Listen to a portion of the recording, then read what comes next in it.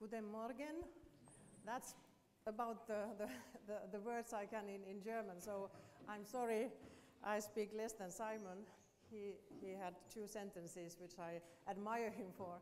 But it's a really a pleasure to be here, and actually very nice to be able to have own presentation during the last day of the conference, because I have had a possibility to talk with many of you.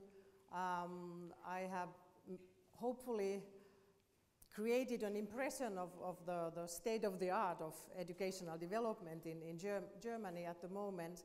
And I'm also very glad that I'm talking after Simon, because these, I might be repeating some elements, but as Robert has planned, our approaches to the topics are related, integrated, but still a little bit different.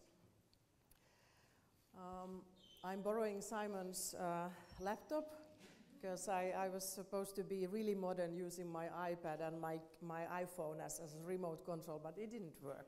But it was good that we tried. I'm going to talk about very shortly in the so that there will be time for questions as well. Something about the structures, support structures for educational development in my own university. But the main focus of my presentation will be to provide you with different kinds of examples of how research in the area of educational psychology and educational sciences can be used as evidence for educational development.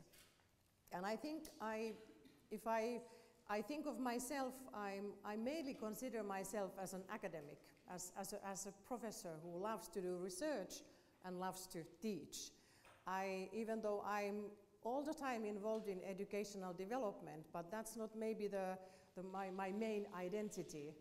And I do a lot of research, and all my research concerns university contexts. And as Robert explained, it's about student learning, teaching at university, assessment, even quality, but I'm not a researcher on educational development. My point is that I try to make a point during this presentation that you can use research on educational psychology and educational sciences, which are in the context of university, as tools and evidence for educational development. It doesn't have to be research on educational development. And I try to think of how I could even do research on educational development. My brain is not probably enough for such a big project, so my idea is to take smaller slides, smaller pieces of evidence, and use that when university is doing its strategic development towards becoming a better research and better teaching university. So that I hope will be my point during my presentation. I'm really shortly going through the structures, but we have developed our support structures for educational development during at least a couple of decades. And yesterday during Simon's presentation, I started to count and realized that more than half of my life I have been involved in educational development at my university, and a lot of things has happened during the maybe 25 years or so. And I want at this point to emphasize that educational development or making changes in the quality of student learning or teaching practices or in the quality of teaching is not very fast. And changes don't take place in 1 year or 2 years. When I started in '87, after I had just graduated, and I worked the first 10 years or a little bit more at the Faculty of Medicine. And almost during the whole 10 years I was working there, I had a feeling that I'm at least walking in mud, and everything takes place very slowly. I'm a very fast person, but I learned to be patient, at least somewhat. But I just want to emphasize that when Simon and myself tell you about the current status of educational development in our universities, it hasn't come easily. So you need to have passion and you need to have perseverance to really reach your goals. But maybe during the last 10 years or so, even 15, there has been a feeling that it's going actually quite lightly and even smoothly, and I even have funds to do the things I want to do. So there will be a prize for you at the end, but you just have to hang on to your dreams and aims for a while. So there is a very long process behind myself as well, more than half of my life. We have developed a kind of structure in our university that we have educational development at 2 levels. We have the Center for Research and Development of Higher Education, which I'm directing, and it was founded in 2002. It is a center that is coordinating the whole network of educational developers. We don't call them educational developers. I will come to that probably many times during my presentations. But these people involved in research on higher education and higher education development.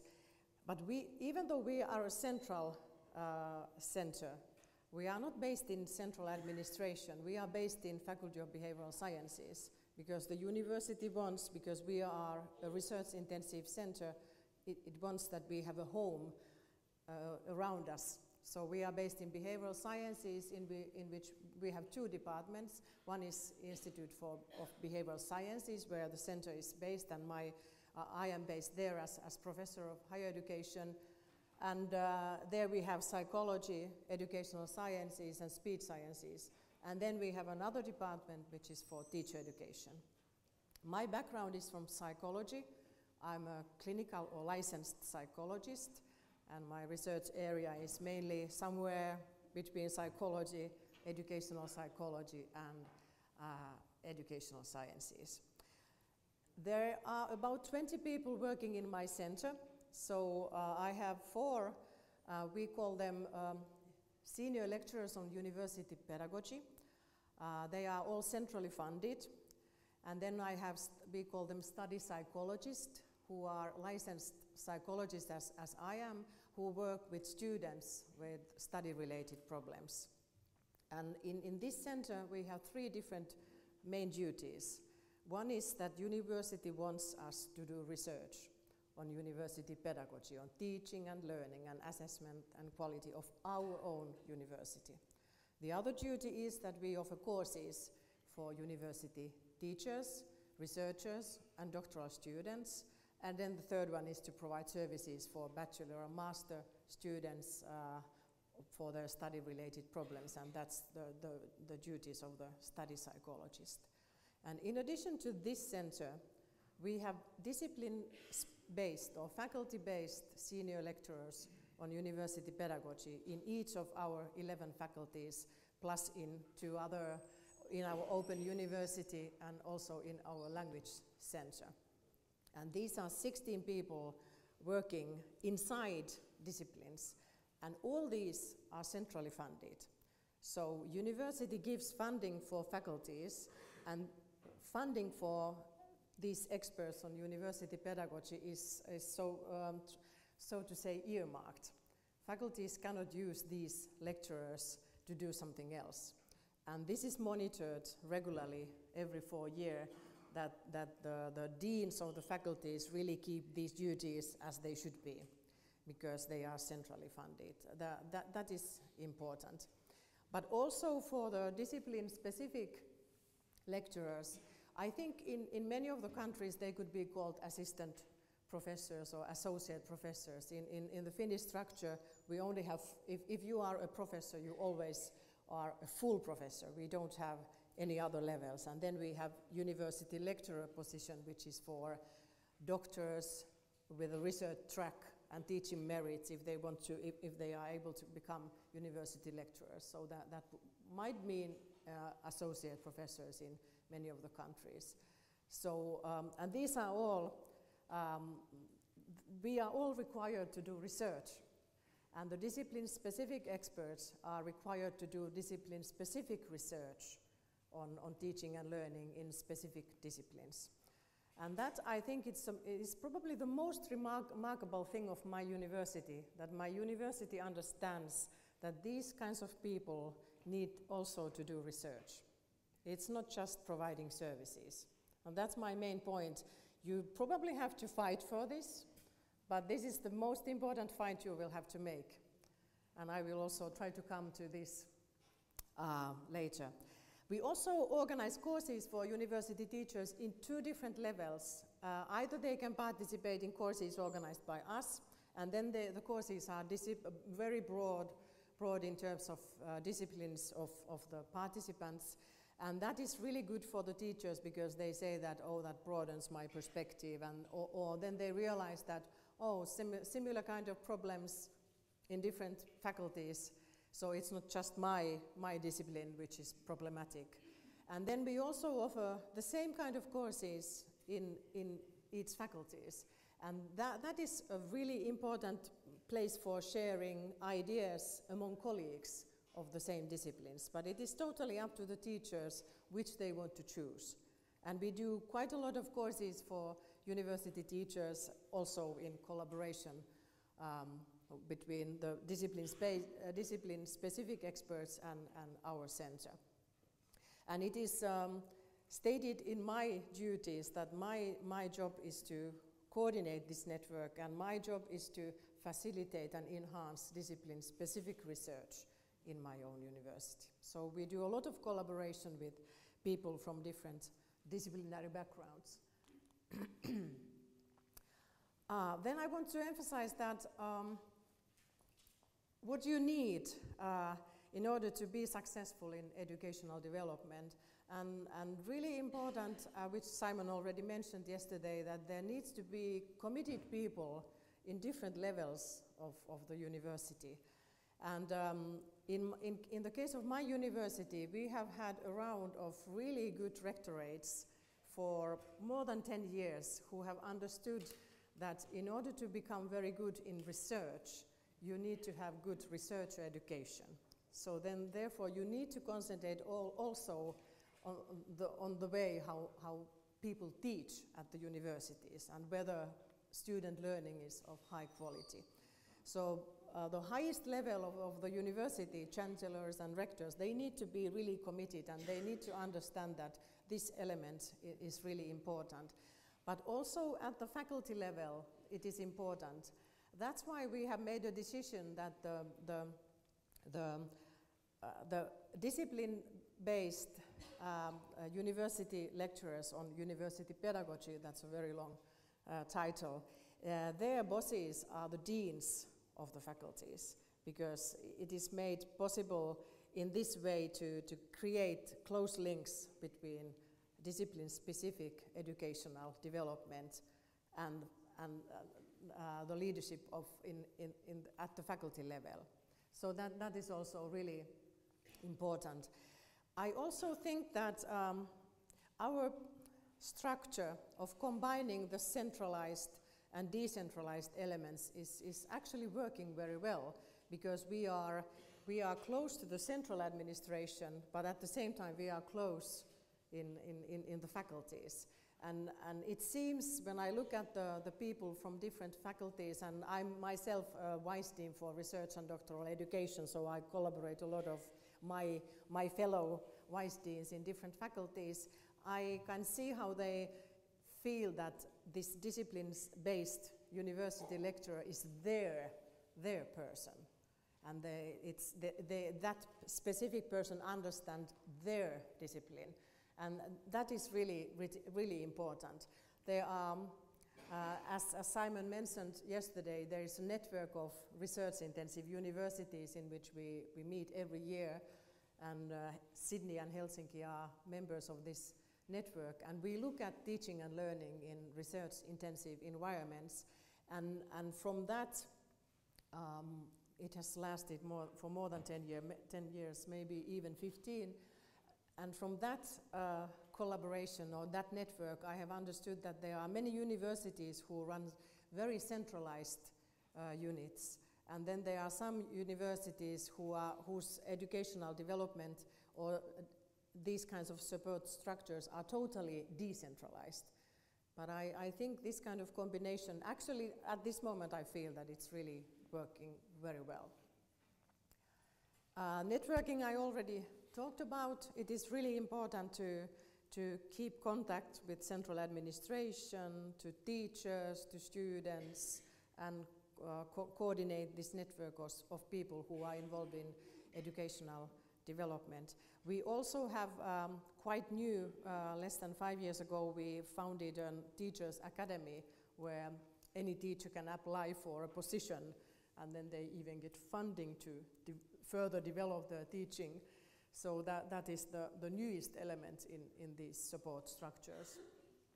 Clear rules, I also refer to these as well, but I think it's really important to have clear rules that if university pays, your system is currently a little bit different because it's the ministry or the government who pays, but our university pays for us to do research and provide services for our academic staff members, but there needs to be really clear rules. What can you use this person for? You cannot change the duties to do something else, so there needs to be really clear rules.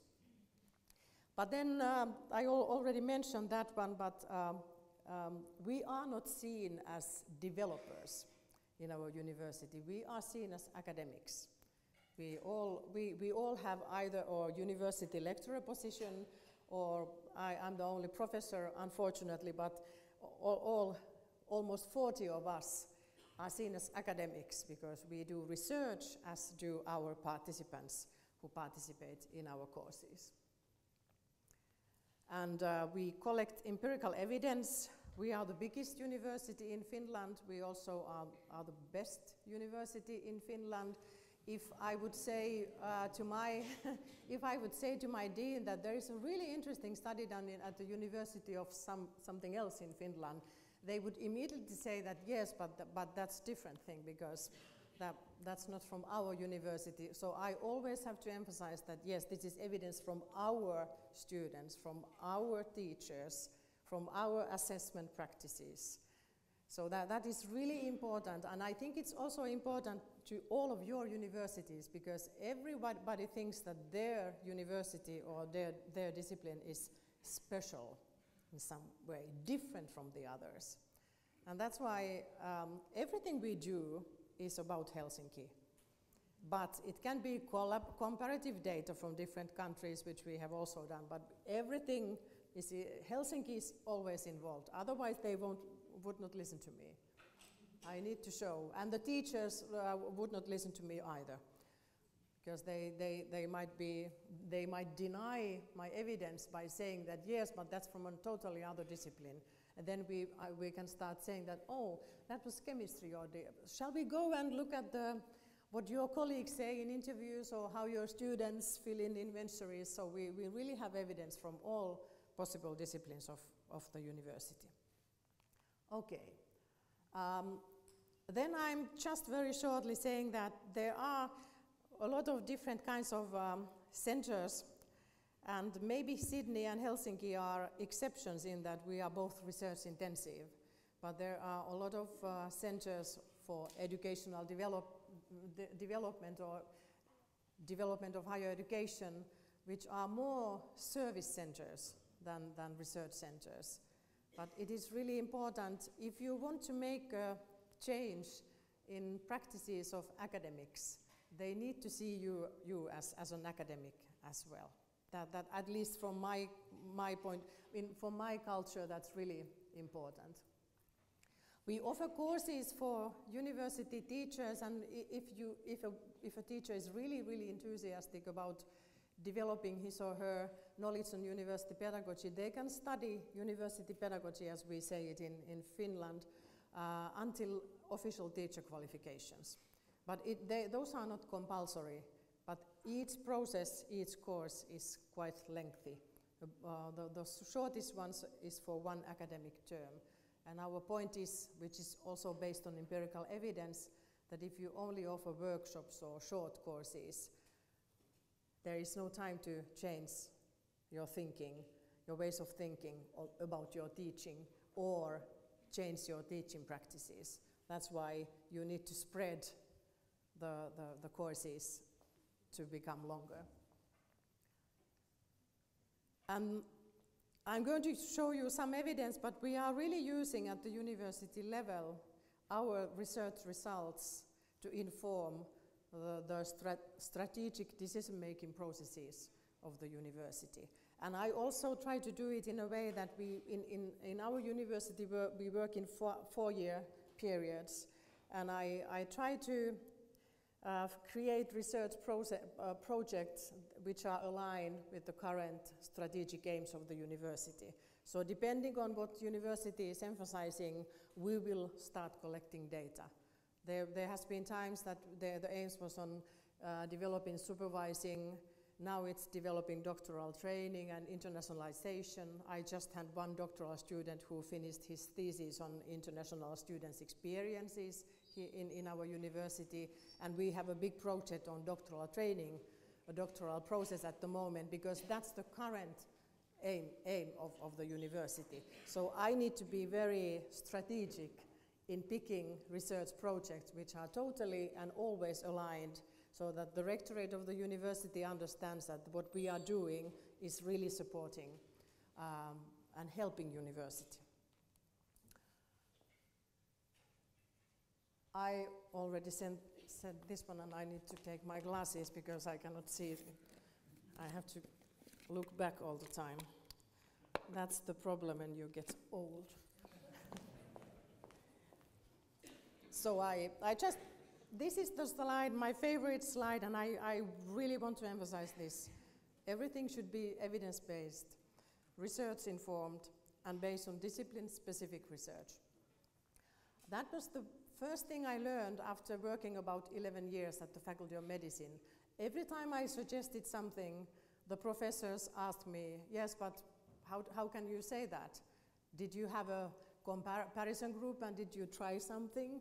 And where is the evidence? So that is something I have been keeping in my mind all these years I have been working in this area. So I need to provide evidence, and I need to provide two kinds of evidence. I need to provide figures for scientists and asterisks showing significant relations or significant effects. And I need to show qualitative data for humanities teachers. So it has to be mixed methods so that they can understand that we are really doing research. So that is really important. Okay, until I'm running out of time, I'm going to show you different examples. I took examples from different research, either published or ongoing research. And these are examples of research on educational psychology. This is not research on educational development. And these are simple topics, simple research results with a value that they can be applied in educational development, at least in my university. Okay, the first one is related to, we run and we are responsible for a really big, it is both research project, but it is also a quality tool of the university, which we call Learn. It's a tool for students. Every student fills in the same inventory 3 times during their university studies, at the end of the first year, at the end of bachelor studies, and at the end of the master studies. And then they, after answering, they get immediately feedback on their results, and they can use it in their own development, or developing themselves as university students, because our students, it is compulsory for themselves to maintain a personal study plan. This evidence can be used by deans and heads of departments to see how students experience their teaching learning environments, and it is also used by the rectorate of the university. And after we got the first results, and this is based on based on a doctoral thesis by Johanna Mikkonen, it seemed that veterinary students were really happy about their teaching learning experience. They scored the most positive on each element measuring their experiences of their teaching learning environment.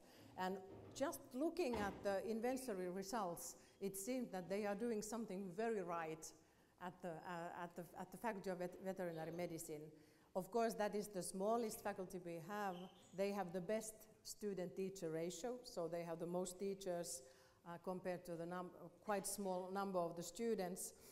But anyhow, on the basis of these results, we could have gone to see the dean and say that congratulations, you won the competition, your students are the most happy in the university, in our university. But we also collected interviews at the same time and actually realized that even though students were really positive about their teaching learning environment, they were really stressed. And when we then started to look at how the curriculum was structured, we realized that it's not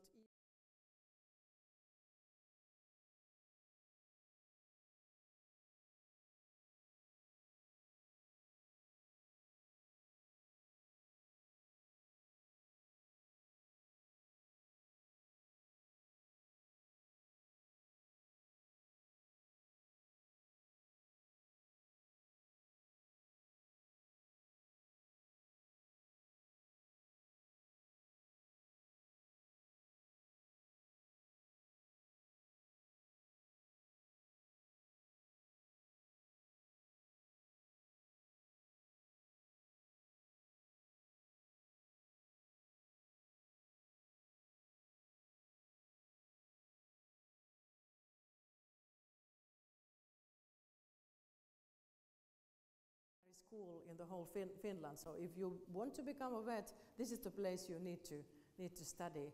And they are really committed, and they have very clear future goals that's the profession I want to be in the future. But they were really stressed, and they experienced very high workload. Also, after this interview, we realized that we had to add questions related to workload in our Learn questionnaire, because that's also important for us to monitor. But after these results, we went to the deans of that faculty, and we started to go through with their lecturer on university pedagogy, and then we really realized that especially the first and couple of other years were really packed, for example, in the spring term, and then there were quieter periods, but that it wasn't evenly spread. And then they, after this evidence, they totally reorganized their curriculum so that it's more evenly, the workload is evenly spread. And now we have been able to monitor how they are still very happy about their teaching learning environment, but we have been monitoring now maybe during 5 years that we can see that the workload is and the stress level is getting lower after making these kind of changes. So that was my first example. In another research project, we were concentrating on what happens to the students during one course. What kind of developments take place, or whether students change their teaching learning practices. And an important result from this is a really big research project was that challenges, you need to have challenges in your studying, but if you feel too challenged and if you don't feel challenges at all, those are equally bad. And then I'm going to show you a couple of examples. There were some students who really thought that in this course that's too much for me. I cannot see a possibility that I would be able to pass the course. So we clearly were able to see weakening of self-efficacy beliefs of the students. So this, by the way, is based on inventories and interviews, so it's a mixed method approach. And also we have videotaped the courses, so many different kind of data. In the case of experiences too much challenges, students become service learners because they start concentrating on facts because they realize that it's far too difficult for me to really try to understand the contents. And the feeling very quickly comes that the knowledge I have, it's really fragmented in nature. These students usually lack study skills, they lack time management skills, and they have constant feeling that they are lacking behind their schedule. They don't have enough time for anything. There is high levels of stress, and they have started to really doubt their skills. And this is an example of an extract from one interview. I sometimes feel that this is too difficult for me, that my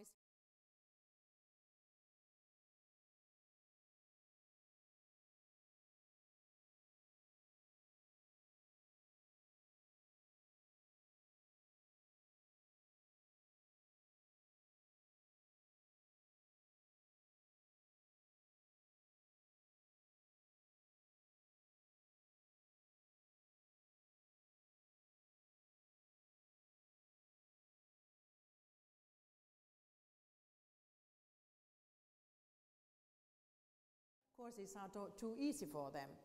So they are not getting the idea that I could learn something. And that's equally bad for the students, and that's even worse, I guess, if we want to think that we want those very good and talented students to even become better and graduate and be good experts in their own fields in the working life. These students also turn to service learning. They feel that because everything is easy, I don't have to try, so I'll just pass the course. They have very good study skills, but they still become service learners, even though they have all the possible skills to really search for understanding. They evaluate the courses they are going at the same time, and then they put effort to another course where they can see that that's where I can learn something. So, and then they are not investing time anymore. There was a really nice example of one student from mathematics, and he was explaining that even though they had wonderful things in that course, they had teamwork, and they were able to rehearse in small groups, and teacher was wonderful. But then this student said that, yes, but I didn't want to overachieve, because I realized from the first lecture that I'm going to pass that anyhow. And he said that overachieving means that getting the lowest grade would be enough. And then I checked later, and that student got the lowest grade because he didn't want to overachieve. And that's a sad story. So, and there's also, unfortunately, a decrease in their interest. And this is one example of this kind of situation. The teacher was an expert in the field.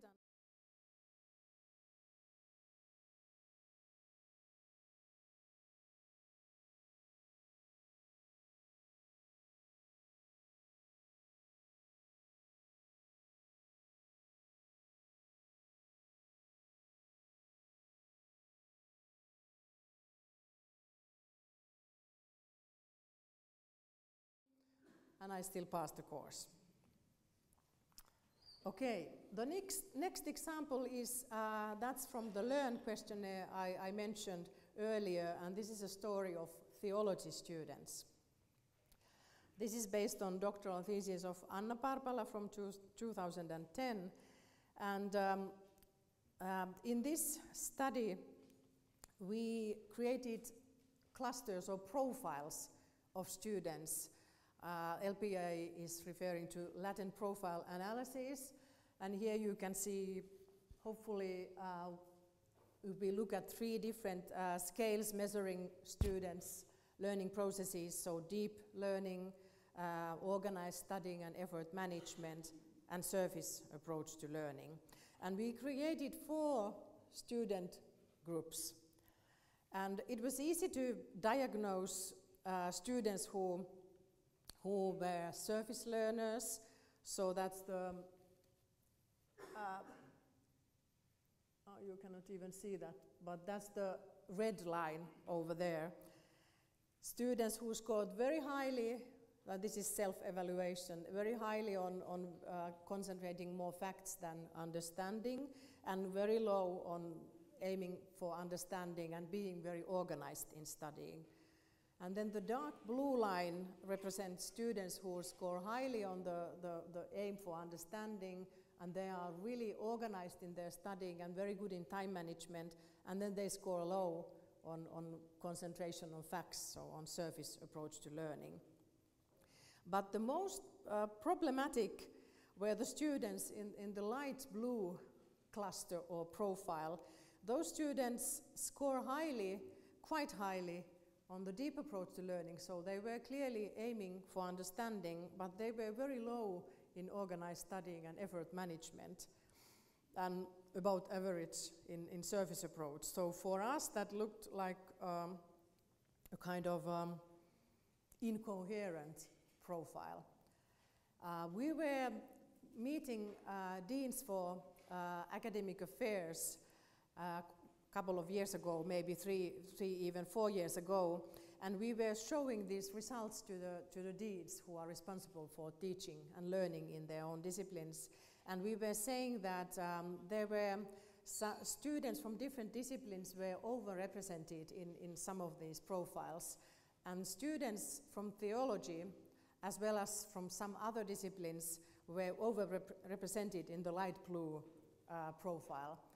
And the dean from the vice dean from theology almost shouted and said that, now I can get it, because now I realize why our students have difficulties in the kind of curriculum we have at the moment. Because they had been developing their curriculum towards a way that they were creating very big exams, very big blocks of everything. And then he realized, while we were talking, that that's totally a wrong way to go, because if the majority of the theology students go into that specific profile, and what happened afterwards when we talked to him later on, that they created smaller blocks, checkpoints inside courses, and they are very happy about the fact that they were able to use this kind of evidence to revise their curriculum structures. So that's another story. Simple research on educational psychology, but a lot of value for applying it in educational development. Okay, I might have about 5 minutes. The next one relates to working during studying. There is a very big discussion going on and on in Finland, and working during studying is blamed for our students to graduate slowly. There's a lot of discussions that students should not work at all. Most of the students work part-time during the whole academic year. There is a really small group of students who only work during the breaks, summer and winter breaks, but most of the students do work. We have done quite a lot of research in this area. Anne Haarala-Muhonen, that's one of, that was her doctoral thesis and one article in her doctoral thesis, and Tarja Tuononen is my current doctoral student who is looking at the transition phase, what happens when the students graduate and try to enter the working life. And it's really clear from our results that it's not the working itself which is to be blamed for slow progress in studies. It's totally, the explanation lies in a totally different area. It lies in the student, him or herself, whether the student is able to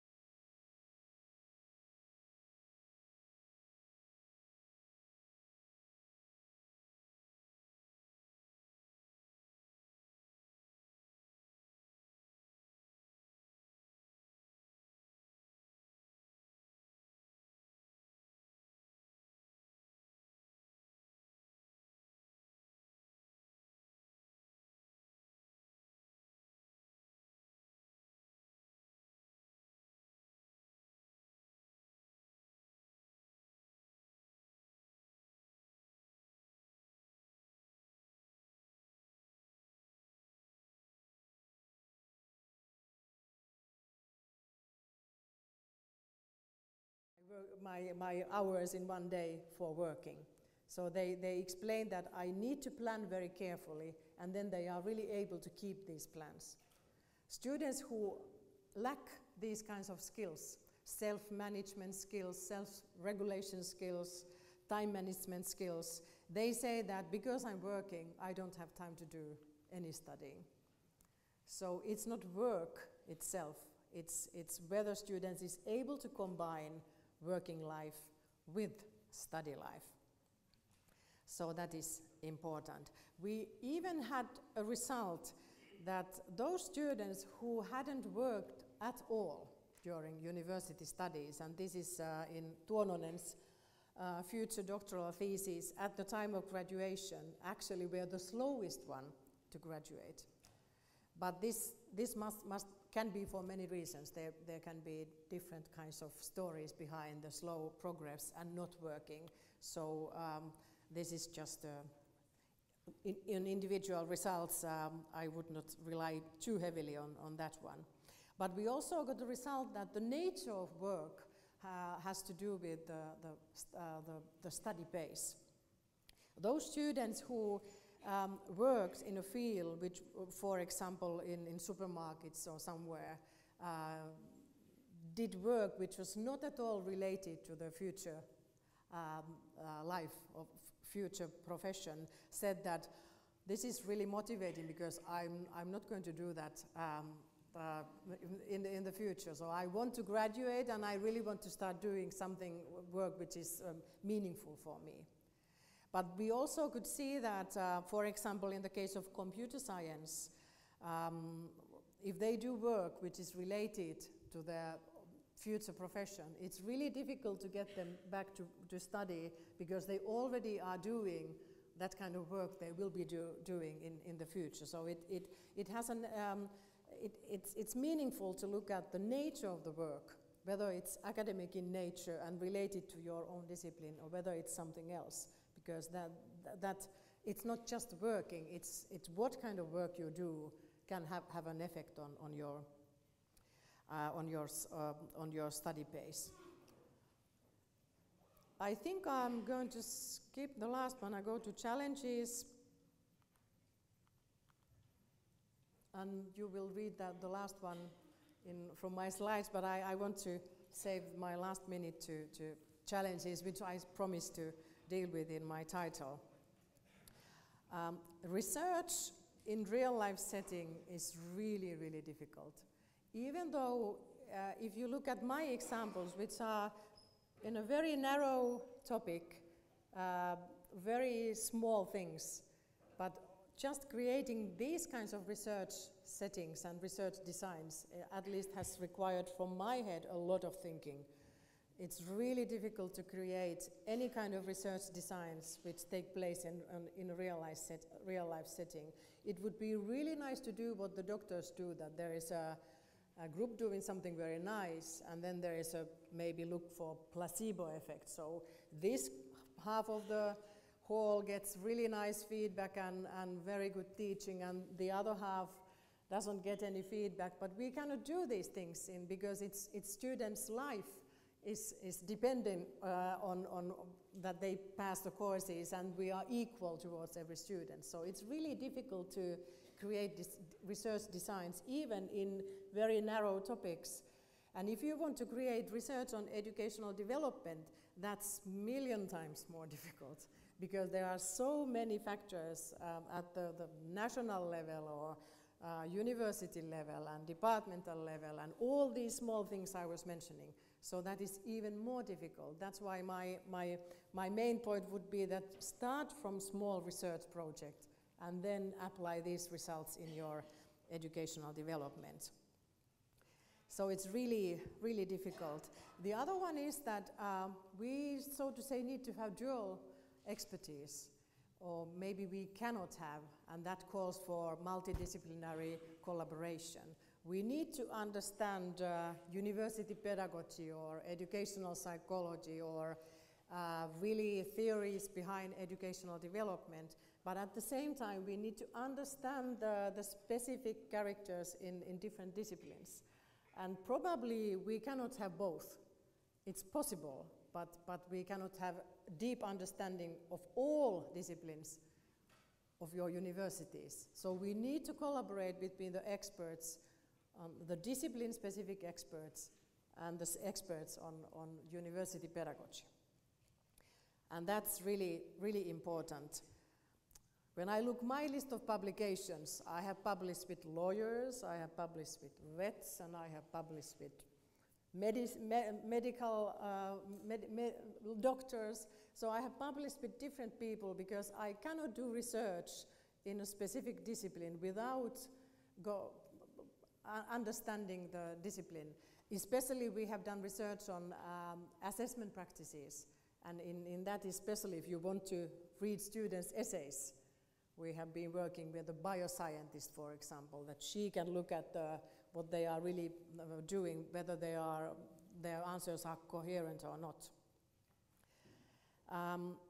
Then I want to mention that educational developers, at least in my country, I cannot know why, but they are not very highly valued.